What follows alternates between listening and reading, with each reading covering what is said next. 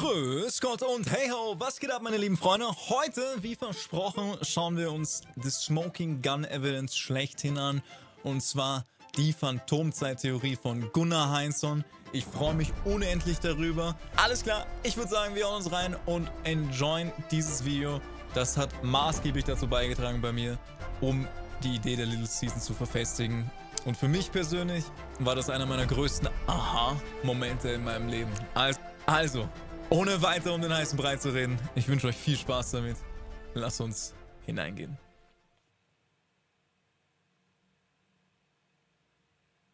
And I will go back 20 years when I wrote this book, The Creation of the Gods. I dealt with the impact of celestial events, of celestial powers on the religion of man. And I stopped this book with the catastrophe that divides the Bronze Age from the Iron Age. If you believe in a Greek Dark Age, you know that the Bronze Age comes to an end around 1100 BCE. If you don't believe in it, as I do not, it ends around 600 BCE. And if you are a nerd for stratigraphy, it may even end later, like 400, 350 BCE. Anyway, it will end before the first millennium AD, after Christ C, whatever you prefer to call it. And ich glaube, wir verständigen uns auf Anno Domini. I have to say today that the major flaw of this book was ending in the first millennium BCE and not looking carefully enough at the first millennium AD. Of course, I was aware of the crises in the first millennium hitting the Roman Empire, but I belonged to those who wrote about these crises as caused by demographical or by economical factors. This was the major flaw of thinking at that time, and I try to remedy this today. I worked on the problems of the first millennium AD since around 65 months, and we will look at the events that took place there right away. We start with a summary made by Wolf Liebeschütz. He survived the Holocaust in England. He was from Hamburg, Germany. And he had to say this: the climax of the classical city was reached in the first 2 decades of the 3rd century. After that, it never recovered. The empire was passing through the crisis of the 3rd century. First hit. Next one. During the 6th century, the cities of the Greek East were hit by a series of severe blows. The effect was like the crisis of the 3rd century. Eine ganz kurze Unterbrechung nur hier, um das zu kontextualisieren. Wichtig ist für euch, Gunnar Heinsohn ist kein Christ. Gunnar Heinsohn ist ein säkularer Wissenschaftler, der wie durch ein Wunder eigentlich in dieser Research nicht zu einem Christen geworden ist. Aber er bietet genauso eigentlich wie Flavius Josephus, der auch kein Christ war, der auch ein jüdischer Historiker war, den besten und überzeugendsten Einblick in diese Theorie, dass im ersten Jahrtausend 700 Jahre einfach vollkommen frei erfunden waren. Es ist beeindruckend. Es ist wirklich beeindruckend, wenn man diese Kataklysmen zusammenzählt und darauf kommt, dass eigentlich diese separaten Events alle über das gleiche Event sprechen, nämlich die Tribulationen, die Judgments, die Gott über die Erde gebracht hat, nach dem römisch-jüdischen Krieg. Schauen wir weiter, ich möchte nicht zu viel vorwegnehmen. Continue from these 2 crises to another one that is much less known. But I just want to show you here what these 2 crises meant. First, you had this area attacked, and 300 years later you had this area attacked, and it looks as if there was very little overlap. And for such a big strike, you would expect, of course, some overlap at least here at these frontiers. Now to the 10th century collapse, Polish scholars were quite avant-gardist in that research. It shows us that we have massive destructions running all the way from Norway to modern Iraq. And I just quote here on the catastrophes of the Viking cities. In the Scandinavian lands, the old rural places of power, commonly called central places, all met their end. A general conversion to Christianity took place at this time. If we move to Poland, there was a rapid, sometimes catastrophic, collapse of many of the pre-existing tribal centers. These events were accompanied by the permanent or temporary depopulation of former areas of settlement. And we move further south to the Black Sea, to Bulgaria. The Bulgaria metropolis Pliska had its whole production area covered by considerable amounts of erosion material. The Pliska basin was turned into a desert landscape in the 11th century. So if we take a look again at the area. Das ist halt auch so eine Thematik. Wenn du so viel Zerstörung hast, welche Zerstörung verwandelt eine Landschaft in eine Wüste?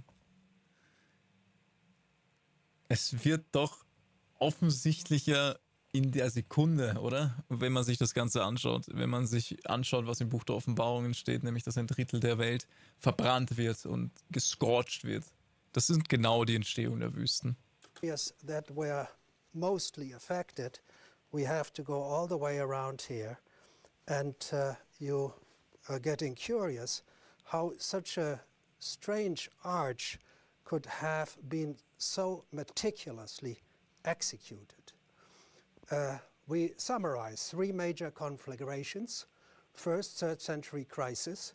It strangles Western Europe, stretching some 2,500 kilometers from Lisbon to Bari.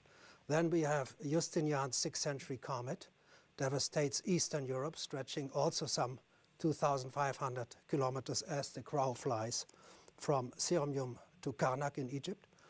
And then we have the 930s disaster. It flattens the slim periphery left alone by the first 2 strikes in a huge arch from Oslo to Baghdad, some 4,000 kilometers as the crow flies.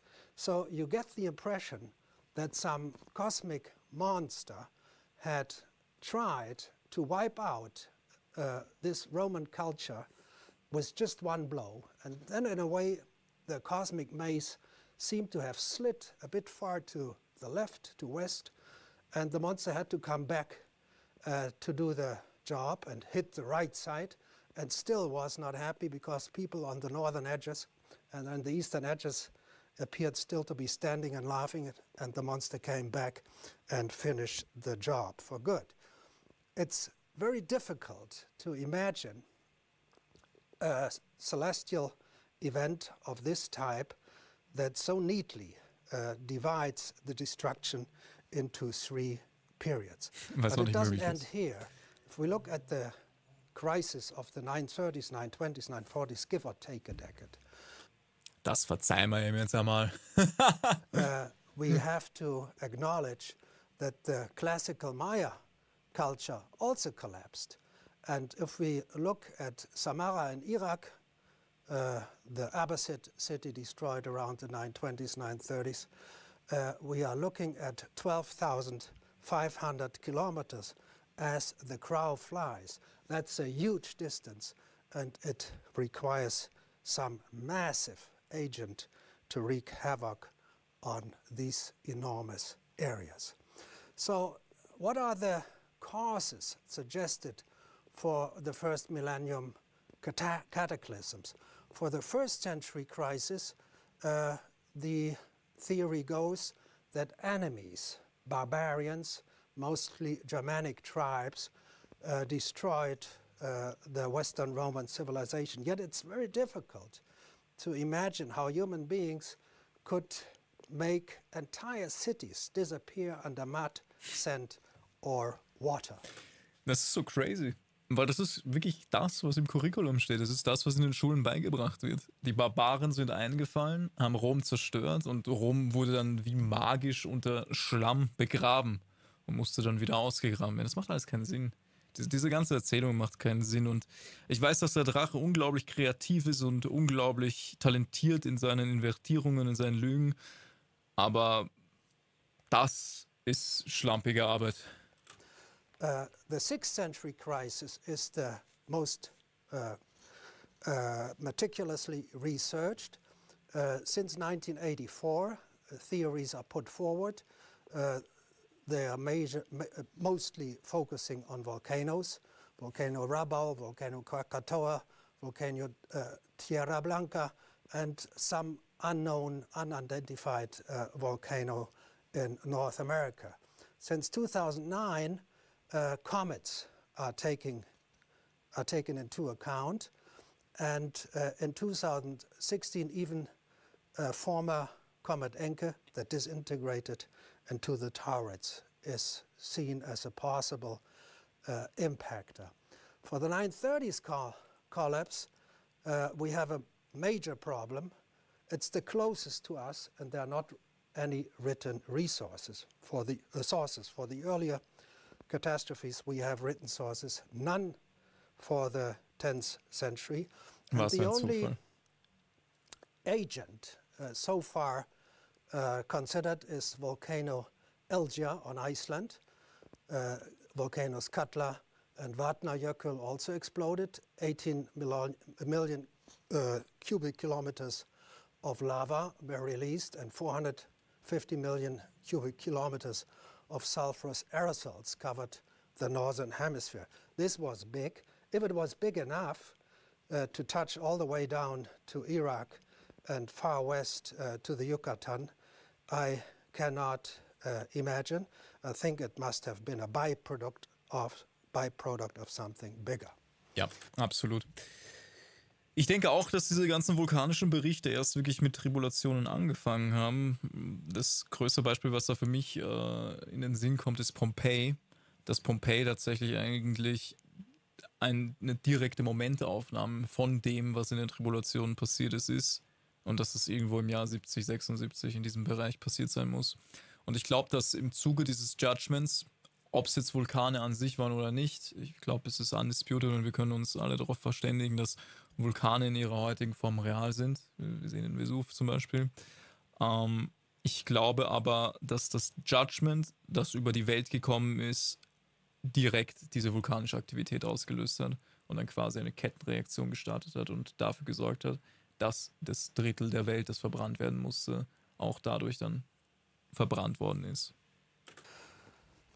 Now, if Aber natürlich nicht exklusiv, also genauso wie er es jetzt hier sagt, ein Vulkanausbruch alleine, vor allem einer, sorgt nicht dafür, dass über tausende Kilometer von Island bis nach Irak irgendeine Zerstörung angerichtet wird. Das ist eine Kettenreaktion von vielen verschiedenen Dingen, die zusammenspielen, die kein Mensch und keine Naturgewalt ausgelöst hat. Das kommt vom Allerhöchsten selbst. you start doubting that we are dealing with 3 different strikes with very little overlap. If you believe it may have been just a single strike, of course, you are confronted with chronology. The strikes are divided over 700 years, and to imagine the 3 strikes as just one will force you to cut 700 years out of the first millennium. This sounds bizarre. It sounds just impossible.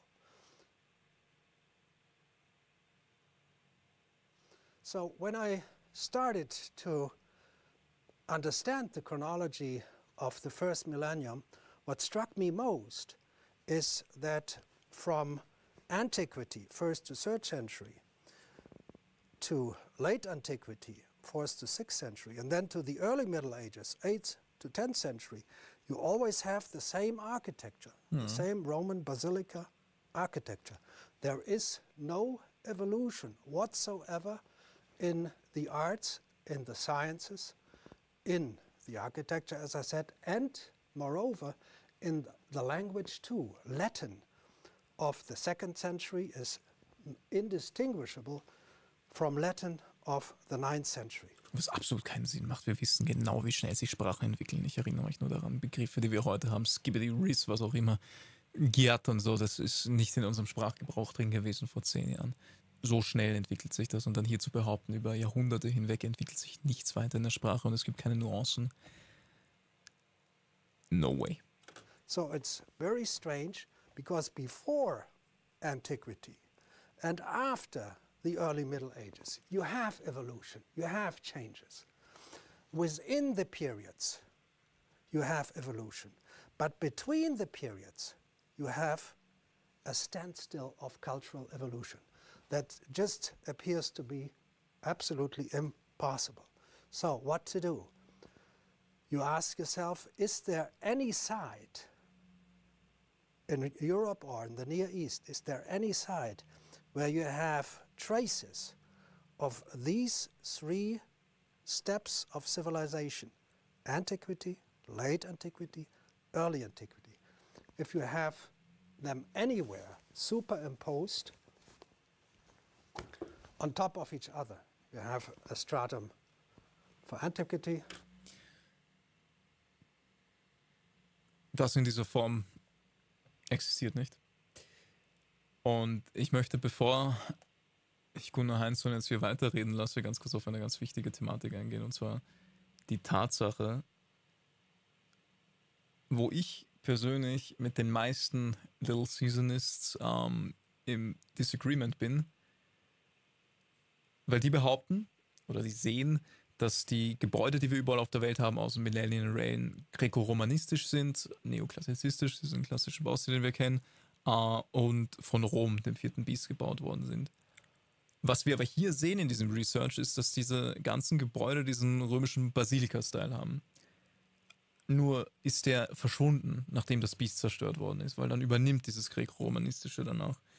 Ich bin der fixen Überzeugung, Rom selber war das, was wir als Rom kennen, aber diese Prunkbauten, die danach gekommen sind, die wir jetzt in diese gräko-romanistische Richtung schieben, dieser Neoklassizismus, das ist direkt inspiriert vom Himmel selbst. Das ist direkt inspiriert von Neu-Jerusalem und das wurde erst im Millennial Reign zu uns gebracht. Das heißt, die verleiben sich da im Nachhinein etwas ein, was sie gar nicht waren. One from late antiquity and one for the early Middle Ages superimposed on each other. So when you have the 10th century, you dig down and you find the 5th century or 6th century, and you dig down and you find the 2nd and 3rd century, always with this type of architecture. If you look for such a site, the selection is immense. So we know about 5,000 Roman towns and cities, 20 to 25,000 large agricultural estates, Villa Rustica. And further east, we know about at least 5,000 Chernyakov sites. They are outside of the empire. They are located about here. So we are looking at least 35,000 sites to find those that have these 3 periods, antiquity, late antiquity, and the early Middle Ages superimposed on each other. And when I started looking, I thought there would be thousands. Then I thought there would be hundreds. And then I thought there would be maybe 50. Now I know there is not a single such site. And it's not... Eigentlich hier ist Case closed, meiner Meinung nach. Es gibt keine plausible Erklärung dafür, dass das überhaupt möglich ist. Dass du 3 verschiedene Kataklysmen hast, die sich aber nirgendwo im Sediment abbilden, dass du nirgendwo einen Beweis dafür findest, dass es verschiedene Zeitperioden gab, sondern du überall nur die gleiche Sedimentschicht siehst, überall nur die gleiche Katastrophe ein einziges Mal gesehen hast, Language, also Sprache, sich nicht verändert hat und zusätzlich dazu der Baustil überall ident und gleich ist. Es wird nachher noch viele weitere Dinge geben. Ich habe nur eine Sache ganz kurz gemerkt. Eventuell ist es sogar gut. Also natürlich nicht von einem Salvation Point, dass es gut ist, dass Gunnar Heinsohn nicht zu Christus gefunden hat, aber gut für die Glaubwürdigkeit von ihm. Weil wäre er jetzt ein Little Seasonist gewesen, sagen wir mal, einer der ersten öffentlichen Little Seasonists, dann hätte man ihm vorwerfen können, seine Forschung basiert darauf, um seine Theorie zu beweisen. Und er versucht das Narrativ dort damit zu beweisen. Aber er kommt da drauf, ohne ein Christ zu sein. Er kommt da drauf, ohne Hintergedanken. Einfach nur, weil er sich die Fakten ansieht und weil er nach der Wahrheit gesucht hat. Und sobald wir Tribulation bestätigen können, sobald wir wissen, okay, das hat stattgefunden, die Judgments sind da gewesen, Rom als vierte Biest wurde vernichtet, alles andere ist automatisch dann. Wir wissen, dass direkt nach den Judgments das 1000-jährige Reich kommen muss. Und da wir jetzt gerade im Jahr 2025 sind und wir das jetzt zurückdatieren wollen, es sind weit mehr als 1000 Jahre vergangen. Das heißt, irgendwas kann nicht passen. Die Bibel kann nicht falsch sein. Wir wissen, dass die Bibel nicht falsch sein kann in dem Punkt. Dementsprechend muss unsere Zeitrechnung falsch sein. Das ist eine ganz simple und logische Schlussfolgerung. Result I decided upon myself, but it is the result of asking many, many experts. So, if you get familiar with the idea that some 700 years have to be cut out of the first millennium because these three periods that form the 700 years are nowhere existent on top of each other, you ask yourself, why not obey scientific dating? And the most respected by archaeologists now is dendrochronology. You're counting tree rings. And so you have heard, of course, or read that the tree rings do confirm the number of years of the first millennium. This is true of a very famous man, like Mike Bailey. He says, of course, the first millennium has 1,000 years, not 1 year, maybe not 1 minute left. But then the Larsens, very meticulous researchers, they say no. For the first millennium, we just have 782 years in tree rings, not more. So we have to cut out some 218 years. And very recently, you have the attempt by Tim Cullen of Malaga Bay to say the first millennium has only 550 years. So you cut out 450. I have a lot of respect for all these researchers. I just want to show that there is no such thing as a certainty for the length of the first millennium, even in tree ring years. Moreover, in 2014, I have proposed finally to come up with a genuine blind test. So I had asked, especially had asked Mike Bailey, to start his work on a site in which you have antiquity, 1st to 3rd century, late antiquity, 4th to 6th century, and early Middle Ages, 8th to 10th century.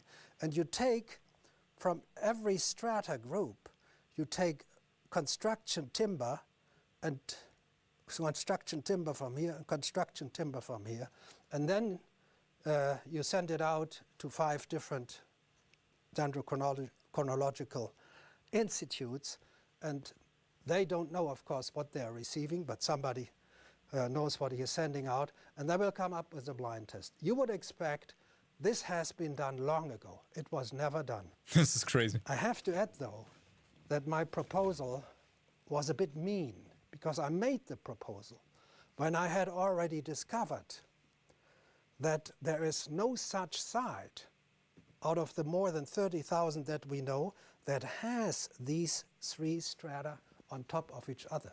Thus, you cannot find any place where you can pull out a piece of wood here, a piece of wood here, and a piece of wood here, and then date it.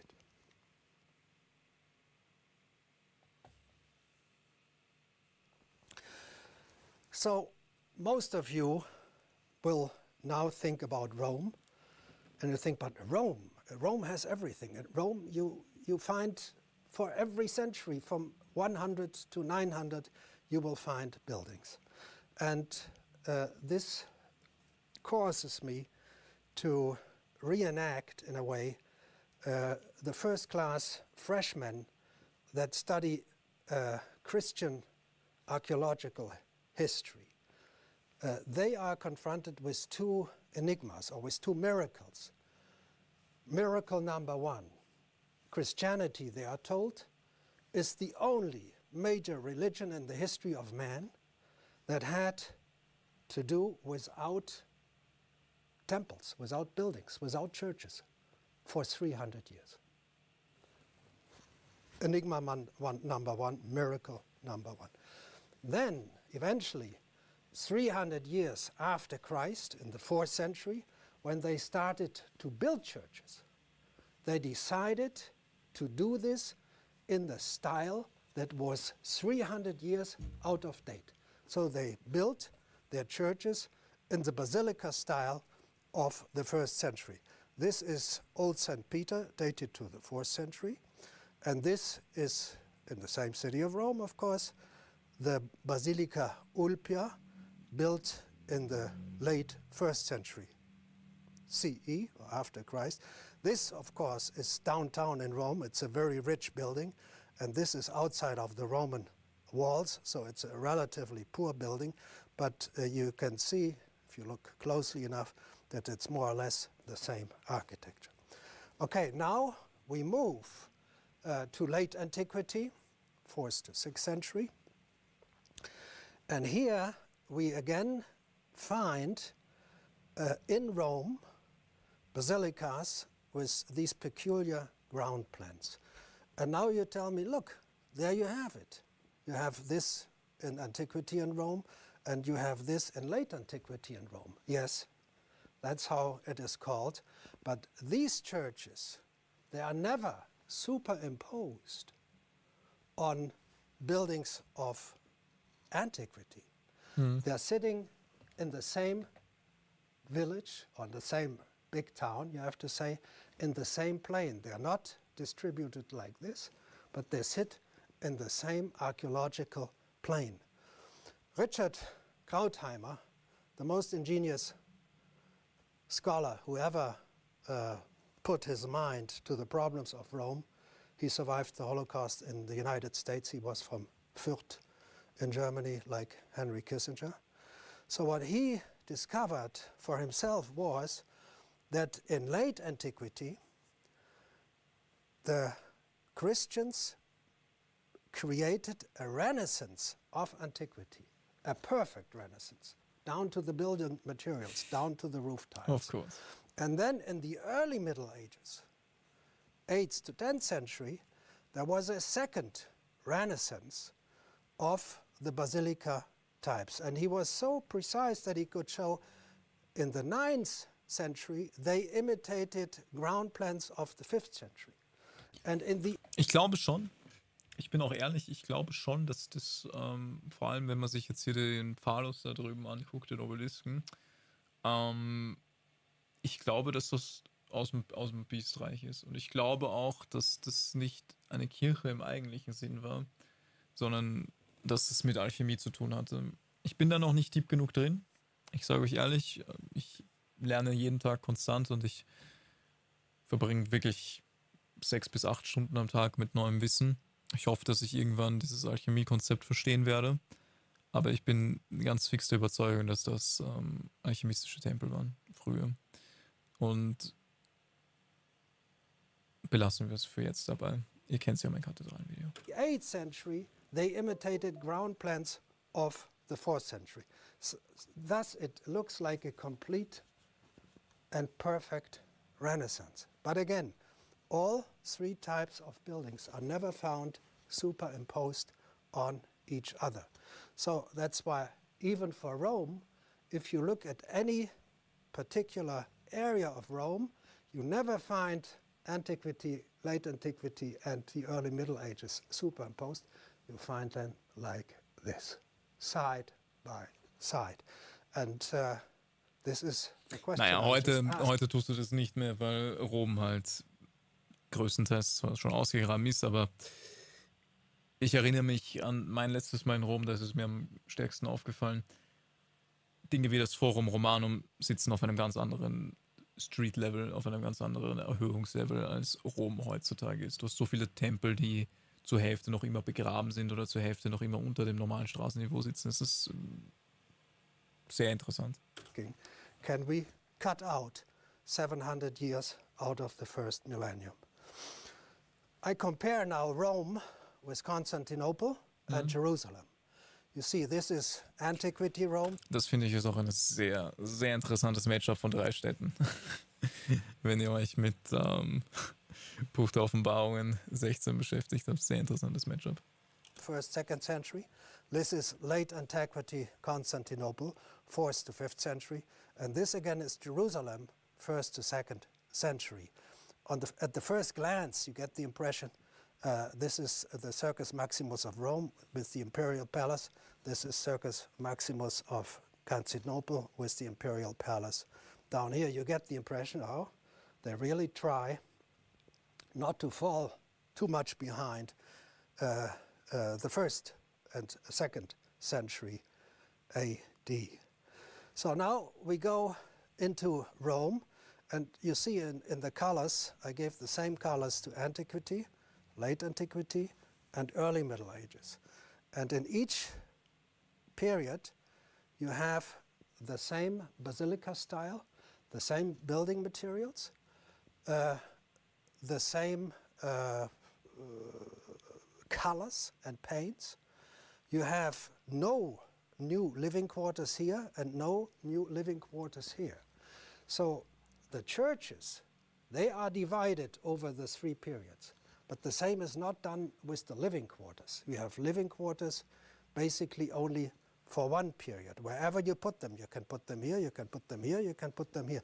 But you don't have 3 times living quarters on top of each other. But what is even more striking in the latest period, 8th to 10th century, you have, as I mentioned before, the same Latin as 700 years earlier in the texts that are attributed to this period. Moreover, the texts that are attributed to this period mention nearly all the famous buildings dated to the 1st or 2nd century. Das macht absolut Sinn, oder? Das macht absolut Sinn, wenn du im 8., 9. Jahrhundert darüber schreibst, dass dein Gebäude gestanden ist vor 600, 700 Jahren. Nein. To the Pantheon, but everything appears to be intact again. After the Western Roman Empire fell, after the Eastern Roman Empire fell, suddenly in the early Middle Ages, everything is intact again. So you have an additional hint that we are dealing for all the 3 periods with just one period that in chronology is distributed, split, put on top of each other, but that in stratigraphy and in cultural elements belongs to the same period.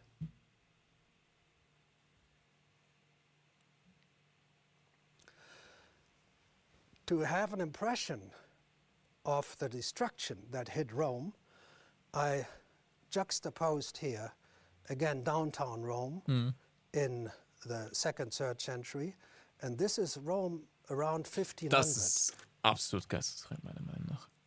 Ich meine, es macht Sinn.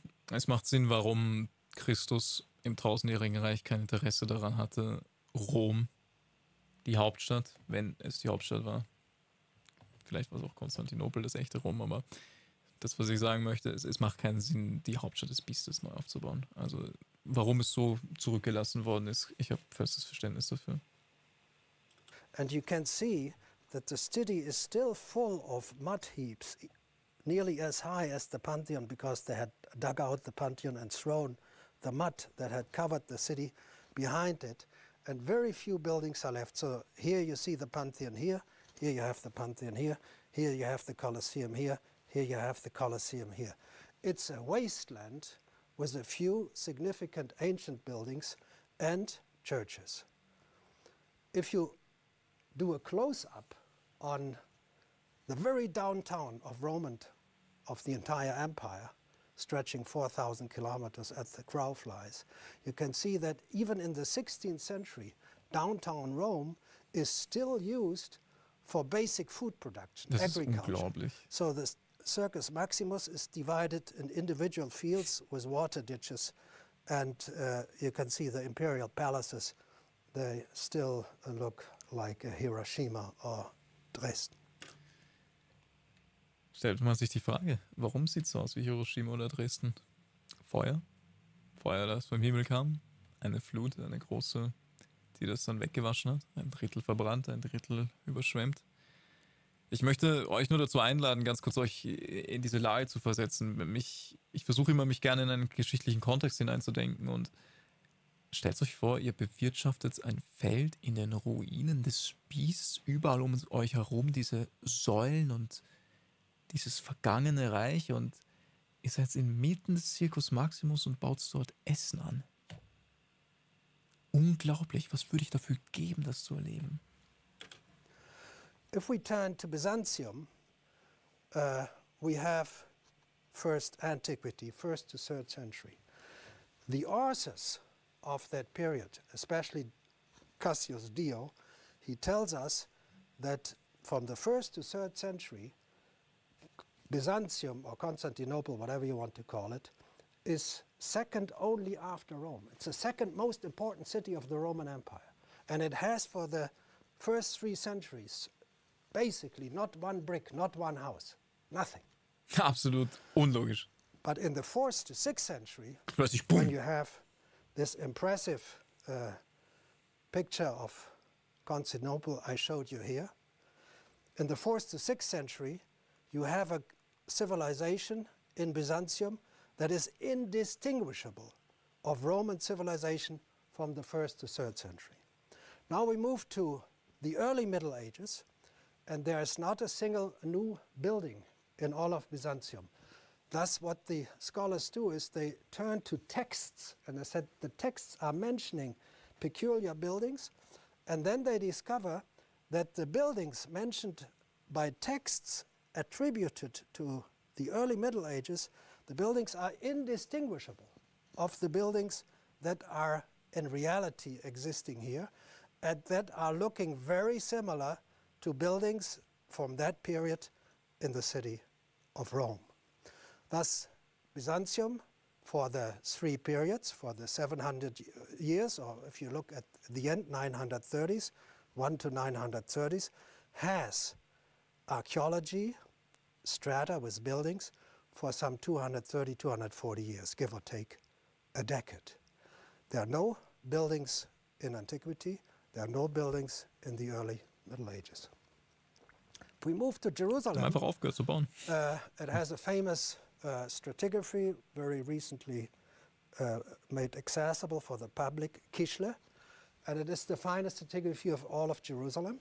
And you have a situation different from Byzantium in that way that you have antiquity, but you have no buildings for late antiquity. And you have no buildings for the early Middle Ages. You jump from antiquity, 1st to 3rd century, right into the high Middle Ages, 10th to 11th century. And here you find a building constructed under the Crusaders, a tannery under the 900 Crusaders Jahre in the nichts 11th, gebaut in 12th Jerusalem. century. Which means Jerusalem is naked of buildings from around 230 to at least the 10th century. And we are puzzled by this because when the Crusaders attack Jerusalem, they kill the Muslims and the Jews in huge numbers. A massacre well attested for in many sources. Yep. And we do not understand who the people are they could kill if in this period of the early Middle Age to 10th century there was no new construction in the city. Spoiler Alert, das waren diejenigen, die zurückgeblieben sind, nachdem Rom damals Jerusalem im Jahre 70 erobert hat, im römisch-jüdischen Krieg. Das waren die Mercenaries, die Söldner, die bezahlt worden sind mit dem Lohn, die Stadt zu plündern und sich zu ihrem eigen zu machen. Die sind dort zurückgeblieben. Das rückt all diese geschichtlichen, dokumentierten Dinge viel, viel näher an Christus. Wie gesagt, ich wollte nicht auf den falschen Propheten eingehen, aber ihr könnt es euch ja schon denken in diesem Sinne. There were no buildings where these people could have lived. Of course, you have buildings down here, but you cannot massacre people in the 11th century that live in the 3rd century. That's impossible. This can only be done if you take out 700 years. Now, we move away from these 3 very central cities and look at areas all through Europe. And I'm doing this very quick because you understood the idea. London this is is one crazy. of the palaces of Charlemagne, 8th century, 8th, 9th, 10th century, and that's the building here. And it is modeled after a building in Cologne 700 years earlier. So you say, why Sieht wieder not? aus wie eine Why römische shouldn't they Basilika. do this? But if you look at the city of Ingelheim and you ask the archaeologists, okay, this is around 800 something, what do you have deep down at 100? Oh, there we have nothing. So you can see that this is considered to be a renaissance of this building, but on the side there's no stratum with buildings from which the people building here could have learned how to build a site so similar to Cologne. This is the interior of the Ingelheim Aula Regia, and I have to give you one or two quotes here. How the excavators are surprised. They are looking at the 9th century. They say the semicircular building clearly shows the significance of antique models, the only one of its kind in medieval architecture 700 years later. Ingelheim's throne hall, that's this hall, is in the tradition of the antique and late antique palatial aula. And I have to add, Sie wollten es the einfach nur colors imitieren. here, the painting here you find is down to the chemical fingerprint, identical with colors that were employed 700 years earlier. Haben es gefunden in The Amphoren. aula roof was covered with tiles formed in the ancient Roman way. So you imagine, if you ever built a house, the roof tiles are important. You want to be very correct with the roof tiles that no water is coming through. And why would people in their right mind not change even the roof tiles 700 years Sie haben ein Lager gefunden, later? da waren einfach 100 Fliesen drin, Shingles.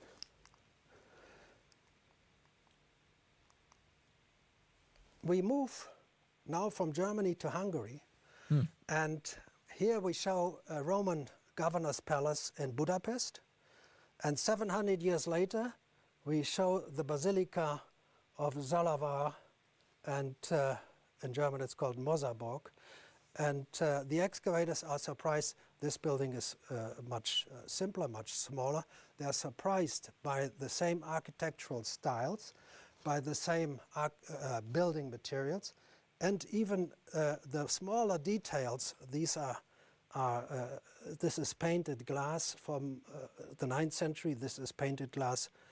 These are gaming stones made of glass 700 years earlier. And if you go to very sophisticated material, we come back to that. This is Millefiori glass. And this is 1st century Millefiori glass. And this is the Millefiori glass found in Mosaborg in the 9th century. Komplett anders, oder? And you Sieht nichts wonder identisch how aus. they could recreate the technologies for such sophisticated items. Again, now we are looking at writing pens the Romans used to write on wax tables with these metal pins. And these are 1st to 3rd metal pins, Roman, and these are metal pins as they were found 700 years later in Mosaborg. We move to southern Italy, and in the 8th, 9th century Langobardian area, there is a small temple, that's why it's called Tempietto del Clituno, and it's built in a style of 700 years before. And the researchers wonder, the Roman imagery of the Tempietto is overwhelming. As well known, it was convincing enough to lead a critic as acute as Andrea Palladio to rank it among the ancient Roman temples.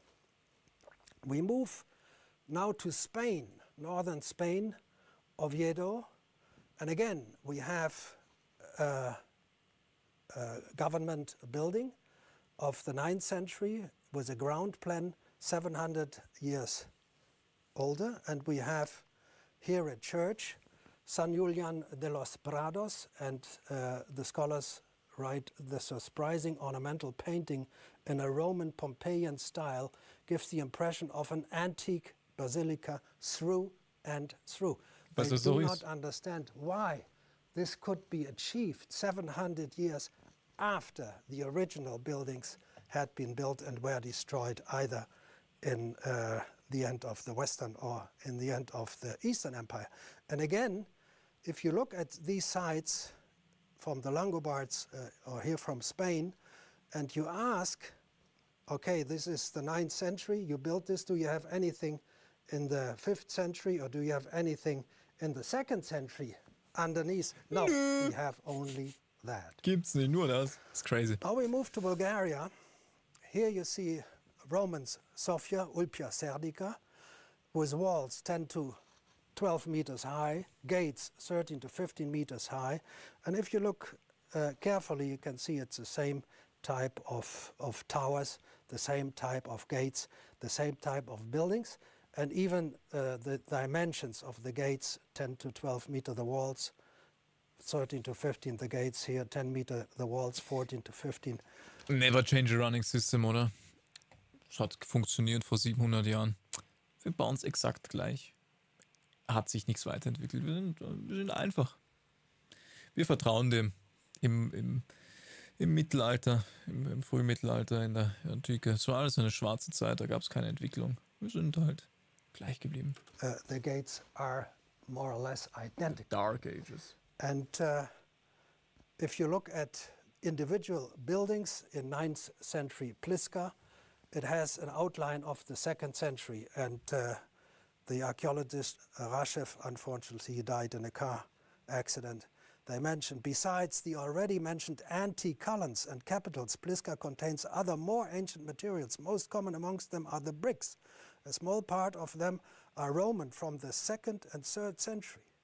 In the 9th century, 700 years later, sealed by the seals of the state or private persons. So now you have to imagine, you build a new major house, or actually a public building, and you use the bricks, the individual stones in the walls, and you take them from 700 year earlier buildings. Würde And niemand more machen. important, Das ist nicht einmal roof stabil. tiles are, they believe, used roof tiles. And again, if you build a house, why would you use 700-year-old roof tiles? Because the roof tiles Die komplette crumble. Witterung You have ausgesetzt to sind. replace them after some time. A major problem. These are some of the buildings constructed in the Roman city of Preslav. And again, you see the typical basilica style of the 2nd century, 700 years later in the 9th and 10th century. And the Bulgarian archaeologists, they're really, really puzzled. They say the thesis about the antique origin of the monumental buildings in Pliska is not based on the antique materials found there alone.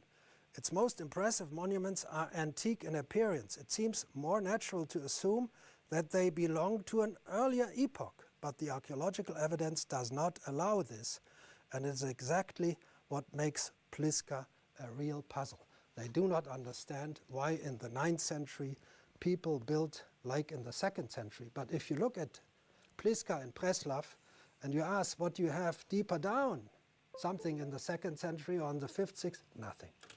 Und genau da kommen wir auch zum Thema tatsächlich am Ende des Tages.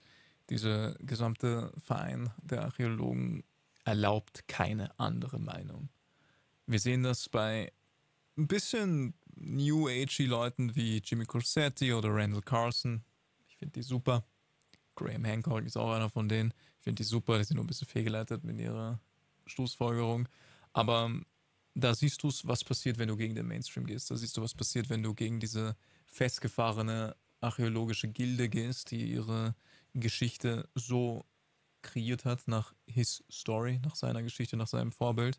Und sobald du dagegen gehst, bist du ein Pseudo-Wissenschaftler, ein Pseudo-Archäologe und du wirst komplett aus dieser ganzen Thematik ausgeschlossen und diskreditiert auf der höchsten Ebene. They have only this, so you understand, whatever the site, whatever you date in the 1st millennium, there's always only one block. There are not 3 blocks on top of each other, building blocks, there's just one block.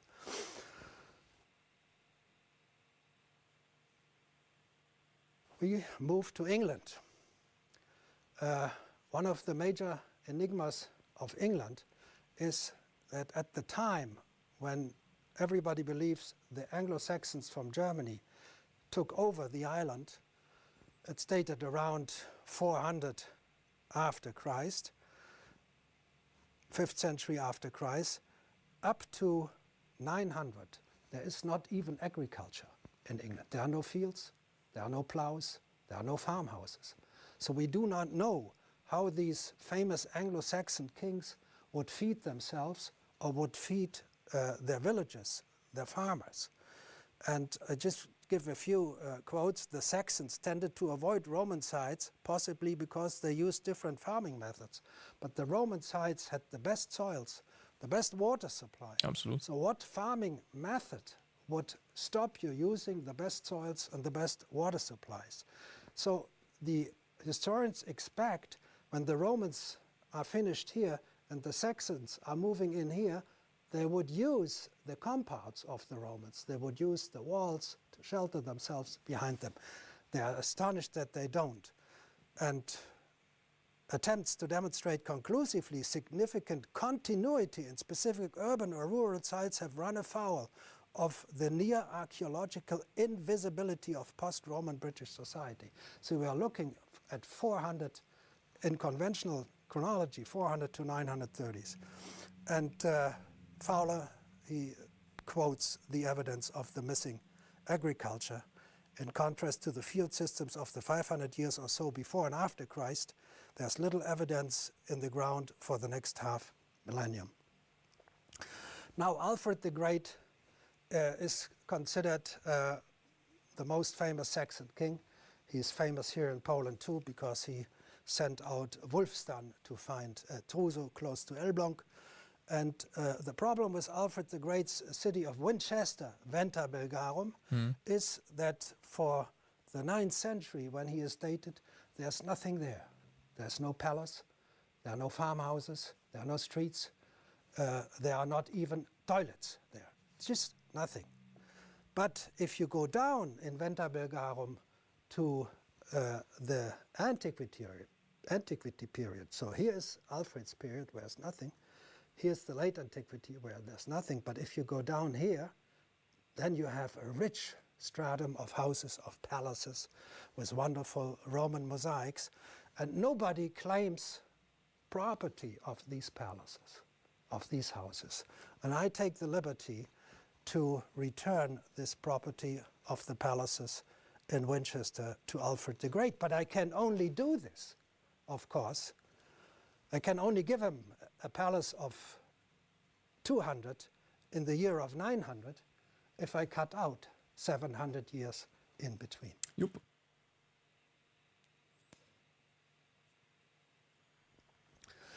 We move to Ireland. Ireland is perplexing because it has this very famous and well-known Celtic patterning art. And you see here 2nd century triscale patterns on a bowl. And then you here see the same, more or less the same patterns in the Book of Kelts some 700 years later. And the archaeologists again wonder that the 5th to 7th centuries in Ireland were a continuation of the 1st century BC. So the 6th century is 700 years after the 1st century BCE, of course, and there's nothing in between. And then, after nothing in between for some 700 years, the culture is, or at least the art kommt genau 1:1 genau gleich wieder zurück. Makes no sense to me. Zero.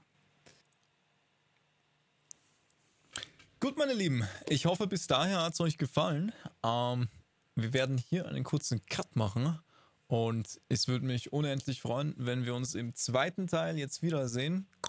Der ist hier jetzt verlinkt an der Endcard. Haut's euch rein. Hier, zweiter Teil. Klickt's drauf und dann sehen wir uns und gucken uns das zu Ende an und gehen der Sache auf die Spur. Bis gleich.